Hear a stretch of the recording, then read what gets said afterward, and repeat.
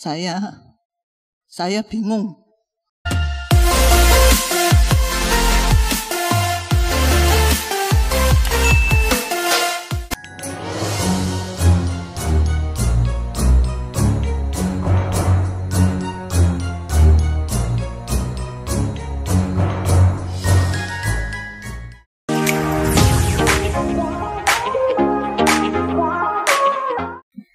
Shalom, selamat sore Bapak Ibu dan juga Oma Opa yang terkasih di dalam Kristus Yesus.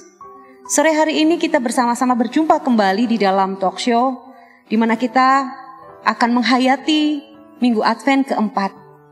Dan dalam talk show kita pada sore hari ini kita mengangkat satu tema, Singing in the Storm. Bagaimana kita semua, khususnya para lansia, mampu tetap bisa bernyanyi di tengah badai sekalipun. Bapak Ibu Saudara, badai merupakan istilah simbolis bagi kehidupan yang diwarnai dengan persoalan atau masalah. Dan ketika manusia menghadapi badai kehidupan, pada kenyataannya ada beragam respon yang manusia tunjukkan. Dia bisa bersungut-sungut, dia bisa marah pada Tuhan, dia bisa mengutuki Tuhan, bahkan dia bisa berada pada satu fase putus asa. Tetapi bisa juga kita meresponnya dengan menaruh percaya dan bersyukur pada Tuhan, sekalipun ini adalah sikap yang jarang ditunjukkan oleh manusia. Tetapi sesungguhnya sikap bersyukur dan merespon menaruh percaya pada Tuhan itu adalah sikap yang benar. Seperti apa yang disampaikan dalam talk show 1 minggu yang lalu, bahwa di balik hujan pasti ada pelangi. Demikian juga di balik kerang ada mutiara. Di balik badai pasti ada makna kehidupan yang bisa didapat, di mana di dalamnya ada karya Tuhan yang senantiasa menyertai umatnya. Di sisi lain, kenyataan hidup kita menunjukkan bahwa yang namanya badai itu akan selalu mewarnai kehidupan setiap insan manusia. Tidak ada kehidupan yang tanpa diwarnai oleh badai, sekecil apapun badai itu. Sebagai umat beriman, hal yang perlu diwujudkan adalah bagaimana kita mampu melihat pengalaman hidup kita di masa lalu, yakni pada saat menghadapi badai. Adakah jejak-jejak pertolongan Tuhan di dalamnya?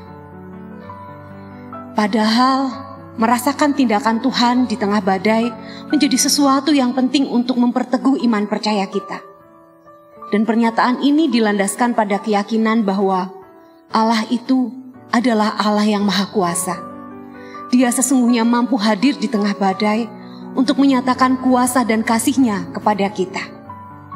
Dan melalui talk show kita pada sore hari ini di Minggu Advent keempat, kita akan berbincang tentang bagaimana para lansia bertahan di tengah kondisi pandemi ini. Bagaimana para oma-oma yang hadir pada sore hari ini mampu berbagi kisah yang bisa memberikan inspirasi bagi kita semua. Sehingga dengan bincang-bincang kita saat ini, kita bersama diingatkan bahwa Allah memegang kendali atas setiap badai hidup. Sehingga kita bersama tetap dapat bernyanyi sekalipun ada di tengah badai kehidupan. Karena badai yang terjadi merupakan kesempatan bagi kita untuk menyaksikan kasih dan kuasa Allah. Dan kini saatnya bagi kita untuk berkenalan dengan bintang tamu talk show kita pada sore hari ini. Ada 3 oma cantik yang hadir dalam talk show kita sore hari ini. Mungkin memperkenalkan diri langsung saja ya. Pertama untuk Oma Widya, silahkan. Ya, saya biasa dipanggil Oma Widya Pranawa. Oma Widya Pranawa. Usia saya 75 tahun. Ya, usia 75 tahun. Monggo Oma selanjutnya. Nama saya Sri Rahayu Ningsih. Ada yang memanggil saya Bu Yayu. Tetapi di gereja ini saya dikenal dengan nama Bu Sabar. Ya. Jadi namanya banyak. Namanya banyak. Ibu Yayu. Usianya 70 tahun. 70 tahun. Iya, matur nuwun Ibu Sabar. Karena lebih populernya Ibu Sabar karena istri dari Bapak Sabar gitu ya. Iya, mari selanjutnya Oma Erna boleh memperkenalkan diri, Oma. Selamat sore para pemirsa. Nama saya Oma Ernawati, juga sering dipanggil Ibu Andreas. Oh iya. Ya, usia saya 69 tahun. 69 tahun, iya. Saya bersama para senior saya pada sore hari ini, Bapak Ibu, Oma Opa, dan kita bersama-sama di dalam talk show kita sore hari ini kita akan mencoba menggali. Kalau orang Jawa bilang ngudoroso gitu ya. Apa sih yang menjadi pergumulan? Apa sih yang dirasakan oleh para lansia ketika menghadapi masa pandemi ini? Lebih-lebih ini kalau kita lihat dalam keseharian kehidupan bergereja, oma-oma ini biasanya sebelum pandemi, oma-oma ini oma-oma yang cukup lincah, cukup aktif gitu ya. Ikut komisi usia lanjut ya, komisi usia lanjut gitu. Bahkan masih ikut beberapa kegiatan-kegiatan ya, seperti Oma Sabar juga masih aktif bekerja ya, Oma Sabar ya. Iya, tetapi bagaimana sih pergumulan mereka ketika pemerintah mengumumkan bahwa ternyata lansia ini menjadi orang yang cukup rentan di masa pandemi ini? Ya, mungkin saya boleh bertanya terlebih dahulu kepada Oma Widya. Bagaimana perasaan Oma ketika kala itu pemerintah mengumumkan bahwa lansia ini menjadi kelompok usia rentan terhadap virus COVID-19 ini? Bagaimana perasaan Oma? Ya, memang sudah kita tahu peraturan dari pemerintah bahwa lansia lebih baik di rumah aja karena rentan nanti kena virus lebih mudah, tidak lebih sehat daripada yang muda-muda, yang dewasa. Ya, kita bersyukur, kita terima aja begitu dulu, kan kita belum tahu sampai berapa lama. Tapi kan kita pikir oh ya, enggak apa-apa, tidak lama. Oh gitu ya, ya. Karena awal-awal dulu kayaknya ini berakhirnya nanti bulan Juni gitu ya. Juni udah sampai Juni, oh kok ternyata masih berlanjut lagi pandemi ini gitu ya. Iya, tapi tetap bisa merasakan bersyukur gitu ya, Oma Widya ya. Bagaimana dengan Oma Sabar ketika tetap juga harus WFH ya, Oma ya? Masih bekerja juga tetapi di rumah begitu. Bagaimana Oma? Kami sesungguhnya mengikuti saja aturan yang sudah ditetapkan oleh pemerintah, bahwa usia di atas 60 tahun ini dianggap rentan dengan COVID-19. Karena pada usia 60 tahun itu orang sudah menunjukkan adanya gejala-gejala penyakit penyerta. Jadi sudah membawa gejala penyakit penyerta seperti misalnya hipertensi, penyakit gula, jantung atau yang lain-lain. Sehingga kami menyadari walaupun sesungguhnya di dalam hati kecil kami para lansia ini sangat merindukan sekali bisa ikut beribadah di gereja. Karena kalau kami mengikuti live streaming, ada yang bisa melayani di rumah dengan nyetel. Jadi HP. Ada anak atau cucu yang bisa menyetingkan gitu ya Bu ya. Betul. Tapi ada juga yang HP saja enggak punya, apalagi nyetel. Sehingga beberapa lansia yang sudah sepuh-sepuh ketika ketemu saya selalu menanyakan, Bu, kapan toh Bu kita itu bisa ikut ke gereja? Ya sabar dulu ya Bu ya, nanti pada saatnya nanti pasti ada waktunya untuk kita bertemu kembali. Sudah rindu Ibu kumpul kangen dengan teman-teman. Iya, biasanya kalau jadi, ketemu bisa itu. langsung mengeluarkan unek-unek gitu ya. Kalau persekutuan lansia gitu ya. Ini persekutuan pun harus ditiadakan gitu ya Bu ya. Ya, walaupun para oma-oma ini sesungguhnya yang umur 60 lebih sedikit ini masih sangat kelihatan muda dan eksis di dalam melaksanakan tugas-tugas ya. Oh iya, walaupun di mereka balik sudah layar pensiun, ya Bu. Ya. Iya. Tapi karena aturan ya mereka lalu tidak muncul di gereja, walaupun dia masih aktif mengadakan kegiatan-kegiatan yang lain di sekitar rumah. Oh. Jadi di rumah ada ibu-ibu yang mengisi kegiatan dengan keterampilan mereka, tetapi ada juga seperti saya kebetulan masih juga harus keluar rumah juga, tapi saya selalu memakai pokoknya ikut protokol kesehatan ya, protokol Bu ya. Kesehatan, sehingga untuk menjaga segala kemungkinan yang nanti akan diterima oleh seseorang ya. Ya mudah-mudahan enggak lah ya. Jadi sampai sampai kapan Tuhan nanti memanggil, mintanya sih sehat-sehat saja, baik-baik saja. Ya. Lalu bagaimana ini dengan Oma Erna ya?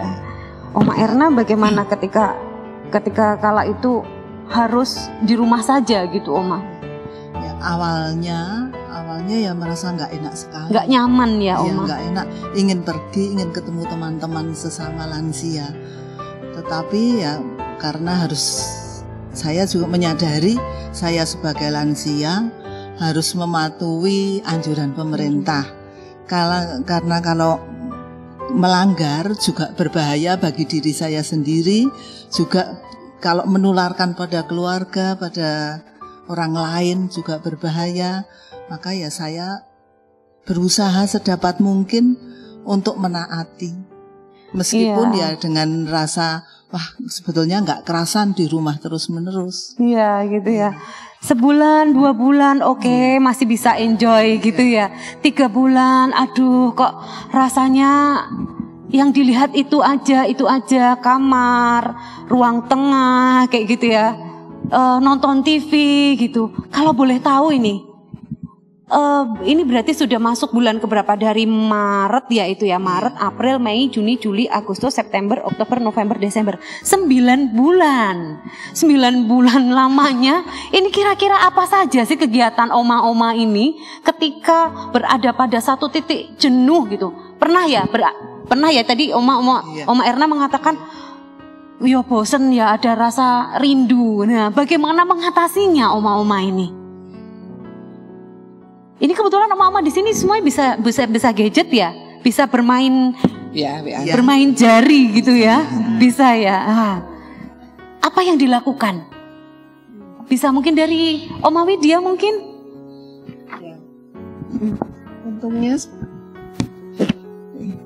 Untungnya selama ini saya enggak sampai merasa jenuh. Oke, ya. Karena ya kita cari kesibukan supaya mengisi hari kita. Ya. Gitu. Nah, terutama sekarang ya selain WA itu memang makan waktu banyak. Ya. Dan harus fokus gitu kadang ya. Jawab ini, jawab itu. Ini bagus, kirim ke sini. Ini bagus, kirim ke sini. Okay. Nah, tapi juga itu dari pagi, misalnya saya bangun tidur, saya senam lansia. Oke. Dulu kalau mama bilang, ayo senam matahari enak, kita bilang, enggak sempet. Sekarang kan kita senam juga. Ya, waktunya mau lebih banyak gitu ya. Waktu banyak dan tidak buru-buru mau kemana. Dan pemerintah bilang berjemur untuk antivirus gini-gini. Oke, dan kita senam, jemur. Membayangkan mama duduk di samping situ dan ketawa, tuh dulu disuruh panggil nggak mau. Ya, sampai berimajinasi begitu ya Bu ya. Ya, terus udah gitu sudah makan pagi apa? Nah kita juga sediakan waktu untuk berdoa, untuk membaca renungan. Dalam keadaan yang ini memang banyak waktu. Iya. Kapan kita mau pakainya untuk kita belajar membaca firman? Iya. Itu kesadaran. Iya, iya. Membaca firman supaya lebih tekun, lebih belajar tekun. Kalau enggak ada waktu. Sekarang kita belajar lebih tekun, banyak waktu gitu. Iya. Nah, terus saya belajar baca dari Our Daily Bread. Oh, iya. Supaya ada bahasa Inggris saya terlatih. Oke, terasah ya. Tapi enggak bisa ngomong, tapi ya ngerti-ngerti iya. lah gitu. Nah, terus pikir, kebetulan saya kan lagi baru pindahan rumah ya, enggak baru sih, sudah setahun hampir. Banyak harus ditoto-toto, dibenah-benahi gitu ya. Jadi cukup banyak kesibukan juga ya Bu Widya ya. Banyak. Terus saya ingat banyak laporan yang tertunda dulu belum diselesaikan. Sekarang ada waktu harus bikin laporan ya. Jadi memang Oma Widya ini terkenal sangat aktif sebelum pandemi ini, sangat aktif. Doa pagi nggak pernah absen gitu ya. Iya. Jadi tidak merasakan satu titik jenuh ya. Ya. Kalau Ibu Erna bagaimana? Pernah merasakan satu titik jenuh itu? Ya pernah. Ya pernah merasakan, ya. Wah kok bosan ya. Kok begini-begini aja gitu. Video call cucu gitu? Biasanya cuman baca WA. Baca WA gitu ya. Dari grup baca ya, terus kadang balas juga. Ikut hiburannya itu ya. Iya. Kalau Bu Sabar ini kalau kita pergi ke rumahnya ada banyak tanaman gitu ya. Jangan-jangan sekarang kesibukannya itu juga ya Bu, untuk mengatasi kejenuhan ya Bu? Ya, kalau saya mengatasi kejenuhan itu biasanya saya itu hobinya masak. Jadi kalau pagi mesti sudah merancang mau masak ini. Mau masak apa gitu ya Bu? Ya, dan kebetulan saya hari-hari tertentu juga harus keluar rumah, sehingga tidak begitu saya rasakan kejenuhan. Kejenuhan itu tidak ada. Namun demikian, secara umum, ketika saya sebagai ketua lansia juga di GKI Wongso Tejan ketua ini, KUL ya, saya membayangkan oma-oma yang sudah sepuh-sepuh sekali pasti tidak bisa melakukan tugas banyak di luar rumah maupun kegiatan-kegiatan lain. Sehingga pada saat itu KUL-nya GKI Wongso Tejan itu untuk mengisi masa pandemi ini mengadakan lomba-lomba. Iya, kemarin sempat mengadakan lomba ya. Kemudian lomba membuat hiasan itu ya. Dan ini salah satu ini buatan lansia loh. Yang di depan kita. Nah, yang di meja depan kita ini buatan lansia juga. Nah, oleh karena itu memang tidak semuanya bisa mengikuti, hanya beberapa orang yang mungkin punya keterampilan di bidang itu. Namun demikian saya bersyukur, dan saya ketika mengamati WA di KUL itu, ternyata mereka juga bisa mengisi masa-masa di rumah itu dengan mengirimkan firman Tuhan, mengirimkan renungan, kemudian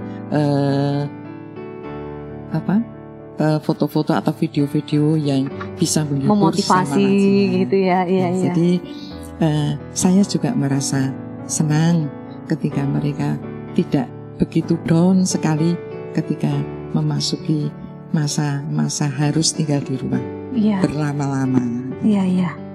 Ya luar biasa, oma-oma di sini mampu mengatasi, bahkan hampir tidak merasakan bosan karena ada saja yang beliau-beliau kerjakan ya.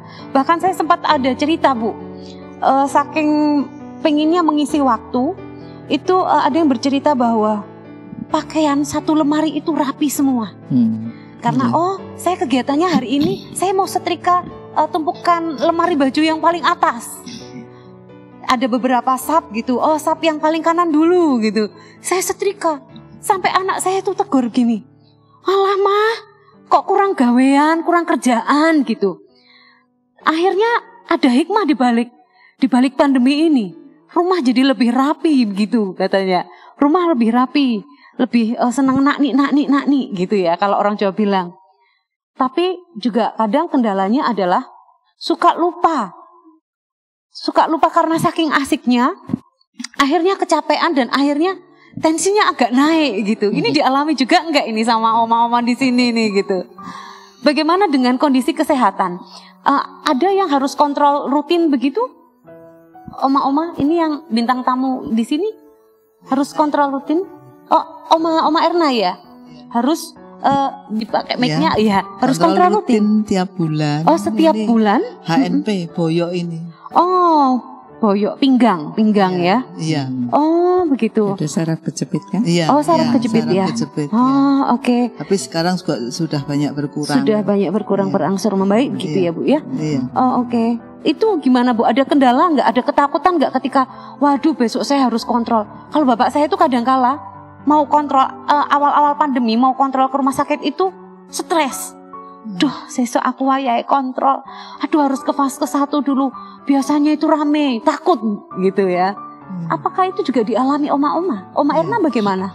Kalau saya enggak asal saya sudah pakai masker. Ya, pokoknya ikuti. Terus nanti di rumah sakit saya juga agak menjauh. Ya sudah enggak apa-apa. Menghindari kerumunan. Gitu. Iya, menghindari kerumunan. Iya. Sama. Oh gitu ya. Kalau Oma Sabar? Selama pandemi saya belum pernah ke Bethesda. Oh. Biasanya saya biasanya setiap bulan ke Bethesda karena saya masih merasa takut. Tapi saya ke dokter praktek. Oh, langsung ke dokter praktek kontrolnya gitu ke ya. Dokter Jadi Eva, tetap mencoba dokter memilah. Eva. Jadi dokter praktek Ya. untuk akupunktur. Oh, akupunktur, ya. Ya. Ibu Widya bagaimana, Bu? Oh, Ibu Widya ini sehat selalu. Kalau saya memang ada jadwal untuk periksa dokter jantung setiap bulan. Tapi saya merasa saya sehat-sehat saja. Jadi saya mau ke puskesmas takut, mau ke ini ya udah saya sudah tahu obatnya, saya minum aja obatnya sendiri. Oh gitu. Jadi tapi saya tidak dikontrolkan, Bu. Saya kadang-kadang dokter untuk diri sendiri nih, Bu. ke kontrol tensi ke poliklinik UKDW. Oh ya. Kalau tapi tidak tiap kali.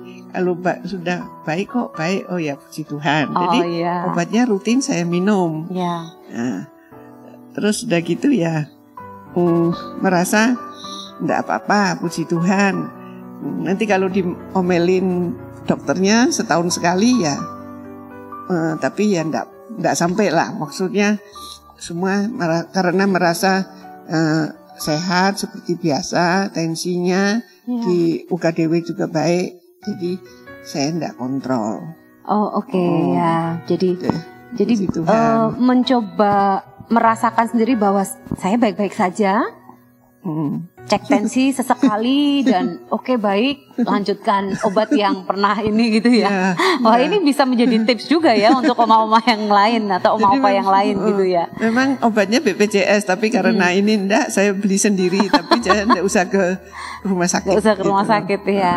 Iya, Bapak Ibu oma-opa yang ada di rumah di masa pandemi ini, tentunya juga setiap kita ada yang berada pada fase atau pernah mengalami duka cita.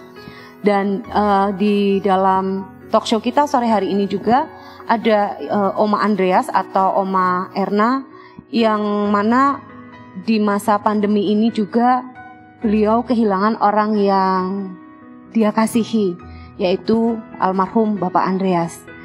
Kita akan mencoba mendengarkan apa yang menjadi pergumulan dan juga apa yang menjadi kekuatan ketika Ibu Erna harus menghadapi fase duka cita itu. Ya, Bu Erna, mohon maaf kalau harus sedikit flashback dan itu membuat Ibu sedikit atau kembali mengingat hal-hal yang tidak nyaman begitu ya Bu. Tapi paling tidak itu bisa memberikan berkat untuk oma opa atau untuk saudara-saudara kita di luar sana yang juga berada pada fase menata hati atau memulihkan hati di kala duka gitu. Bisa diceritakan Oma Erna bagaimana atau di bulan apa ya itu, Oma? Juli. Di bulan Juli ya, Ya. Oma kehilangan. Jadi Bapak Opa. meninggal itu 26 Juli. Ya. Padahal ya sepertinya saya tanpa persiapan karena tidak ada gejala sama sekali. Bapak sepertinya sehat seperti biasa karena dia hanya yang dirasakan tuh cuman seperti saya sendiri, boyok HNP itu, saraf kejepit. Jadi tidak ada riwayat penyakit jantung. Iya. Jadi pagi jadi tanggal 25 pagi itu masih pergi bersama-sama. Hari itu hari Sabtu, masih boncengan pergi bersama-sama di macam-macam kerjaan. Terus masih jamnya masih agak pagi. Terus saya juga mampir tempat anak saya. Di sana juga Bapak biasa. Ya tidak ada apa-apa, biasa. Tidur-tiduran. Terus setelah sekitar jam 12-an Bapak, yuk Bali yuk. Terus kami pulang. Di rumah juga makan biasa. Terus Bapak istirahat. Sore hari dia bangun, mandi biasa, tidak ada keluhan sama sekali. Habis mandi Bapak malah beli gas. Udah kebetulan gasnya habis, beli gas. Udah terus Bapak tuh hobinya tuh nonton TV tuh enggak ada bosennya.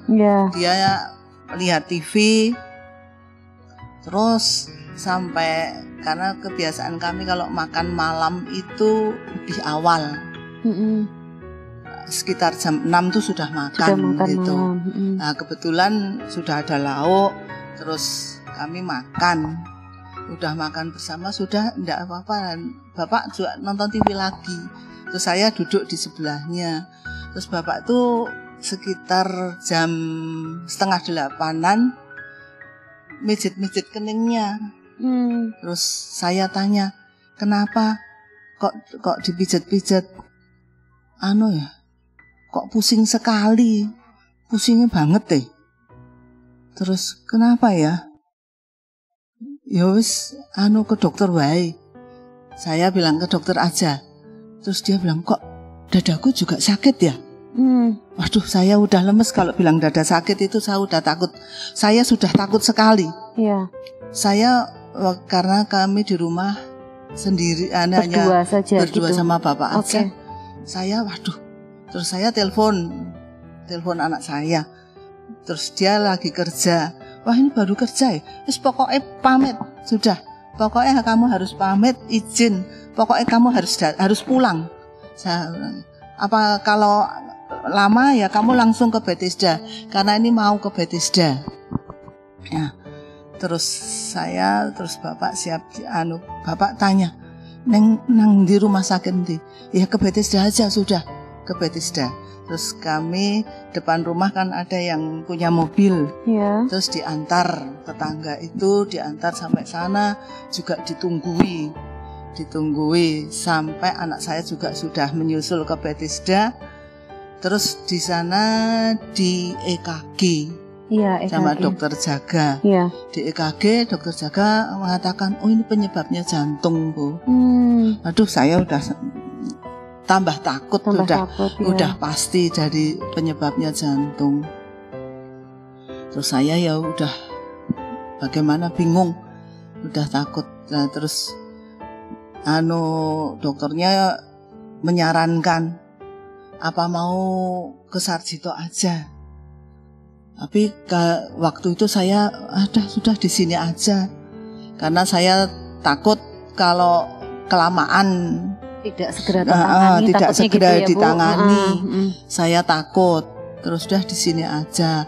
Terus dokternya menceritakan macam-macam sekali. Tapi saya ya sudah, yang terbaik saja. Yang terbaik apa, udah dokter, saya pasrah aja, karena saya kan orang awam tidak tahu. Yang terbaik apa boleh dokter lakukan. Gitu. Udah, Bapak masih di IGD. sudah malam itu sekitar mungkin 10:30 itu Bapak terasa mau kencing. Panggil anak saya, panggil Roni, Ron mau pipis. Nah, baru diambilkan pispot, tiba-tiba Bapak itu seperti kayak kejang. Iya itu. Terus anak saya panggil saya, terus saya panggil dokternya. Nah, terus itu dibantu itu yang sini dibancat-bancat apa-apa macam-macam. Terus sudah berhasil, sudah bisa normal lagi. Tapi dokter juga pesan keadaan ini juga bisa terulang lagi. Oh ya. Aduh, saya ya di IGD masih menunggu beberapa jam. Setelah stabil terus dibawa ke ICU. Saya menunggu di kamar khusus yang sudah disediakan sama anak saya. Terus pagi saya pulang mau ambil baju pikirnya. Tapi belum keluar dari lingkungan Bethesda, udah ditelepon anak saya. Bilang Bapak nganu lagi, Bapak anfal lagi. Aduh, ya udah saya terus puter aja. Saya masuk ke ICU, susternya mengatakan, Bu, Bapak sudah meninggal. Wah ya saya nganu, wah bagaimana? Udah, saya bingung. Waduh, kok ya secepat ini tanpa tanda-tanda Bapak udah pergi. Iya. Ya sudah. Terus saya bilang sama anak saya, ya udah kamu lapor ke gereja, terus ngabari saudara-saudara. Udah. Terus beberapa saat saya bingung apa yang mau saya lakukan tuh saya nggak tahu. Panik ya Bu ya? Ya, shock, saya bingung. Iya. Terus saya saya bilang sama anak saya, Ron,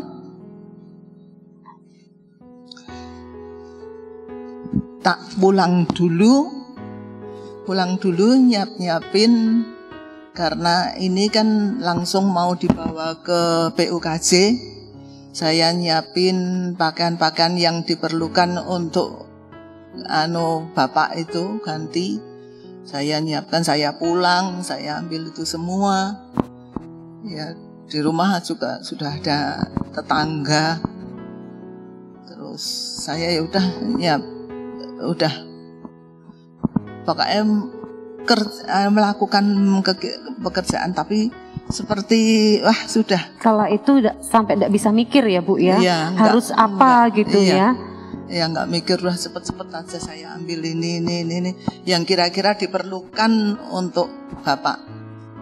Ya udah, terus kebetulan saudara saya ada yang datang, sudah ada yang datang, ya udah nemenin di PUKY. Di PUKY sudah ada teman-teman anak saya, ada Pak Gideon, ada yang dari gereja juga ada. Nah itu saya agak merasa lebih tenang. Iya, gitu ya, Bu, iya. Terus ada yang itu. Ya terus ya dalam keadaan seperti itu saya hanya ingat, ya udah mohon pertolongan Tuhan supaya Tuhan memberi ketabahan, kekuatan bagi saya dan keluarga. Iya. Dan terbukti sampai hari ini Oma Erna masih kuat menjalani itu, walaupun tidak bisa dipungkiri ya Oma ya. Iya. Rasa kesepian itu muncul. Iya. Kenangan-kenangan itu hadir begitu ya Oma ya. Iya. Dan seringkali kenangan itu kadang membuat Oma kembali rapuh gitu ya Oma ya. Dan ketika Oma merasakan pada satu kerapuhan itu, apa yang Oma lakukan? Ya, saya hanya ingat saja, saya itu ada yang memelihara. Tuhan Ya. sendiri yang memelihara. Ya. Jadi saya yang langsung berdoa aja, Tuhan kuatkan saya supaya saya dapat melalui keadaan ini. Iya, iya Bu. Iya, doa menjadi sumber kekuatan Ibu. Iya. Komunikasi Iya. dengan Tuhan menjadikan Ibu kuat gitu Iya. ya. Iya. Kalau dulu doanya saya begini, ketika saya berada pada satu fase kerinduan terhadap almarhum gitu, saya bilang begini, Tuhan, saya rindu dengan almarhum. Tuhan sampaikan kerinduan saya kepada almarhum. Dulu saya begitu. Iya. Berjalannya waktu, ya Tuhan sumber kekuatan kita ya Bu ya. Iya. Badai hidup boleh datang, menghampiri, Iya. tetapi badai itu tidak boleh menenggelamkan kita, Iya. sehingga kita lupa pada kuasa Tuhan gitu ya Iya. Bu. Kemudian ketika teman-teman biasanya kalau pasca duka cita ini banyak saudara atau teman-teman yang datang gitu. Mungkin juga Oma Widya, Oma Sabar, kalau mau melayat juga harus berpikir 2 kali gitu ya. Ini di masa pandemi ini kita harus lebih jeli. Ini meninggal karena apa gitu. Kemudian kalau saya datang ke sana kira-kira banyak kerumunan atau tidak gitu. Nah, bagaimana Bu Erna ketika itu tidak bisa terjadi seperti biasanya gitu Bu? Iya. Ya saya ingat, wah sekarang masa pandemi, ya saya harus memaklumi pada semua ya handai taulan. Ya tentunya kalau seandainya saya sendiri pun juga mungkin tidak berani karena sudah usia, ya saya dapat menerimanya. Iya. Jadi satu kesadaran bahwa ya memang situasi dan kondisinya memang sedang tidak bersahabat. Iya. Jadi mau tidak mau keadaan yang dalam tanda kutip tidak mengenakkan itu harus tidak bisa kita nikmati begitu ya. Iya, harus bisa diterima. Iya, iya. Ini kisah atau cerita yang boleh di-sharingkan Oma Erna, bagaimana Oma Erna dengan runut menceritakan sampai dengan Opa berpulang begitu. Dan saya yakin ini bukan hal yang mudah. Tetapi ketika Oma bisa menceritakan dengan runutnya, ini adalah sebuah bukti bahwa Tuhan sungguh-sungguh memelihara, bahwa Tuhan sungguh-sungguh saat ini hadir ada bersama-sama dengan Ibu Erna begitu ya. Demikian juga dengan Ibu Widya, Ibu Oma Sabar, yang juga di masa pandemi ini ada banyak hal, ada banyak kekuatan yang bisa dibangun. Sekalipun pandemi ini bagi kita adalah sebuah badai dalam kehidupan kita. Ya, Oma, Opa, Bapak Ibu yang ada di rumah, ini adalah obrolan yang menarik ketika para lansia ini, oma-oma ini akhirnya mampu mencoba melihat hal yang buruk menjadi sesuatu yang indah gitu. Jadi biar di tengah badai topan yang kita alami, kita tetap boleh melihat tangan pemeliharaan Tuhan yang baik dalam hidup kita. Hari ini bahkan hari-hari ke depan, biar kita bisa melihat bagaimana Tuhan melindungi kehidupan kita. Bagaimana juga kita berlindung di balik kepak sayap Tuhan. Karena kadang-kadang kita merasa kita tidak kuat. Kita merasa tidak tahan karena terlalu besar badai itu menghantam kita. Seperti apa yang dialami oleh Oma Erna, pengalaman badai kehidupan itu. Kita bersyukur dan kita patut berterima kasih pada Tuhan, karena Dia menjadi kekuatan perlindungan dan naungan kita. Di dalam Tuhan kita mendapatkan kekuatan yang sejati, karena Tuhan berjanji Dia tidak akan pernah meninggalkan kita selama-lamanya. Oma, Opa, Bapak, Ibu, Advent hendak mengingatkan kepada kita semua betapa kehidupan kita sangat bergantung dari kehadiran Sang Sumber kehidupan dan kekuatan sejati kita. Bukankah seringkali terjadi dan berulang kali terjadi Allah turun tangan justru ketika kita angkat tangan. Allah campur tangan justru ketika kita lepas tangan. Bapak, Ibu, Oma, Opa, kiranya Tuhan yang menolong dan memampukan kita untuk semakin memaknai Advent-nya. Dan juga Oma-Oma yang boleh hadir di dalam talk show kita sore hari ini, saya melihat ada sikap optimis dan selalu berpikir positif, sehingga tidak ada kendala bagi kita menyambut kehadiran Kristus yang boleh kita rayakan 6 hari lagi gitu ya, di tanggal 25 Desember nanti.